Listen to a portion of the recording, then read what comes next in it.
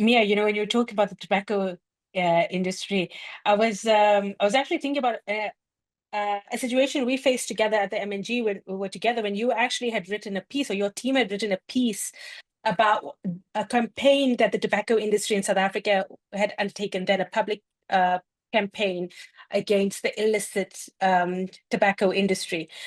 And we had no idea in the newsroom, of course, that our commercial team had actually sold space for that same campaign, to be, to have, I think they had a full page on that day.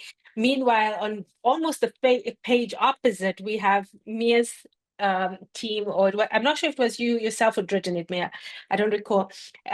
Basically taking down some of the phony facts that were being used in this campaign, but also the extent to which a lot of the media partnerships, I think they were a very early implementer, the tobacco industry at that time, of using influencers to spread a message, and not influencers to sell something, but rather influencers to influence public opinion, and as individual content creators. And so it was I can't recall how we found out that. I think it was only when we actually had the pages all together, because when we're putting the paper together, we just know that there's the space for an ad, and it will basically have like initials, like ad 10 by 7 F and B, like that could be F and B Bank, or it could be some other thing, right? Like you have no idea. Um, and so we found out very late that this, and we had to have a discussion about how do we deal with this when our own reporting is obviously discrediting this campaign, but at the same time, our, our organization is happy to profit from it.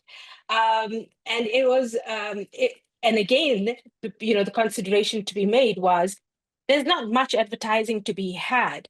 So yeah, if the newsroom is saying we cannot run this, then we're increasingly being told, then tell us who is going to replace that revenue. Um, and in the end, I mean, fortunately, and I think that's something that we can still be proud of, is that there was no pressure to change the story, to change the substance of the story, or to change the fact that the story was running. I think that it was more the question about how credible is our story when we're also part of this campaign.